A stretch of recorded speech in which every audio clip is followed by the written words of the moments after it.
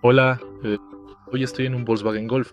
En este video te mostraré dónde está el interior de esta caja. Al principio, echemos un vistazo al lado izquierdo del volante. Abre este cajón. Ahora empuja desde ambos lados,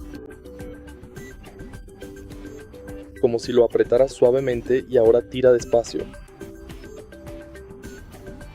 Como puedes ver, la cajatería Refused está ubicada justo aquí.